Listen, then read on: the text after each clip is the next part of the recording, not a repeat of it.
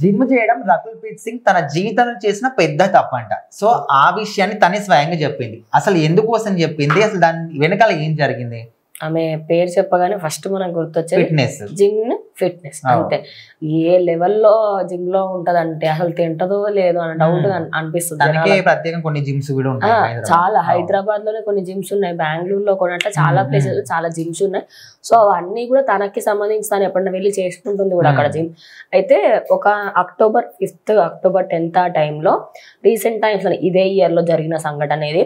ఒక నార్మల్ గా మన వెయిట్ 60 అనుకోండి, దానికి సంబంధించి ఇంతే వెయిట్ లేపండి అని వాళ్ళు సజెస్ట్ చేస్తారు ట్రైనర్స్ మీకు. దాంట్లో హాఫ్ లేకపోతే బెటర్ 40కి మించి చెయ్యకండి, మీకు ఎఫెక్ట్ అవుతుంది అని చెప్తారు. ఆల్రెడీ ఇన్స్ట్రక్షన్స్ ఉంటాయి. తన వెయిట్ తింపకూడదు, ఒక 55 ఉంటదేమో, తను 80 kgs లేపింది ఒకటేసారి. లైక్ అంత వెయిట్ లేపేసరి కంటే మనకు నార్మల్ గా స్ట్రెంగ్త్ ఎంత ఉన్నా కూడా బాడీ సహకరించదు. సో అప్పుడు స్పైన్ ఖరాబ్ అయిపోయింది. మన వెన్నుముక్కు ఉంటది కదా, సో ఆ వెన్నుముక్క కొంచెం ఇట్లా సౌండ్ వచ్చినట్టు అనిపిస్తుంది అంటే లైట్లే డైలీ చేస్తారు కదా అలవాటు అనమాట. ఇప్పుడు డైలీ జిమ్ చేసే వాళ్ళకి లిగమెంట్స్ కి సంబంధించి పెయిన్స్ వస్తూ ఉంటాయి, అండ్ వాళ్ళు మెట్లు ఎక్కలేరు, ఇవన్నీ వాళ్ళు కామన్ అనుకుంటారు. బట్ ఒకసారి చూపించుకుంటే తెలుస్తుంది లిగమెంట్స్ టేర్ అయి ఉంటాయి కొంతమందికి ఏమో హ్యాండ్స్ రెస్ట్ దగ్గర ఇక్కడ ఇట్లా పట్టేసినవి ఉంటాయి, అండ్ అదే క్రమంలో మిడుసులు పట్టేసిన వాళ్ళు ఉంటారు. సో చేసే పద్ధతి ఉంటది. తనకు అన్ని తెలిసినప్పటికి కూడా 80 kg లేపి అట్లా ఒక 5 days చేసిందంట కంటిన్యూస్ గా.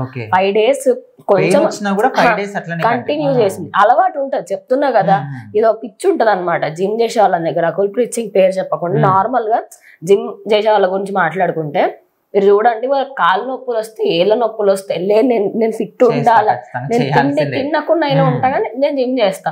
సో తను కూడా అట్లనే 5 days చేసినప్పటికీ అరే ఇన్ని రోజులు ఉండదు కదా పెయిన్, ఒకసారి చూయించుకుందాం అని చెప్పేసి వెళ్తే స్పైన్ ఫ్రాక్చర్ అయిందంట. తన వెన్నుముక్క లైట్ గా మనకి ఇట్లా కొంచెం బ్రేక్ అయినట్టుగా తెలిసిందంట. సో ఇంకా 15 days వరకు కనీసం ఆ 5 days తను మెయింటైన్ చేయగలిగింది బాడీని. ఇంక ఇది ఇప్పుడు కాదు అని చెప్పేసి డాక్టర్ దగ్గరికి వెళ్ళినప్పుడు కనీసం వంగలేకపోయిందంట కిందికి. అండ్ అదే కాకుండా టర్న్ కూడా మనం ఇట్లా తిరుగుతాం కదా అన్ని దిక్కులు, అట్లా కూడా తిరగలేకపోయింది. అంటే అర్థం చేసుకోండి, ఒక స్టేజ్ వరకు మనం మంచి చేయాలని కూడా చేసుకోండి, తప్పు లేదు, అతి చేయకూడదు ఏదైనా. సో తానే ఒక వీడియో రిలీజ్ చేసింది అనమాట.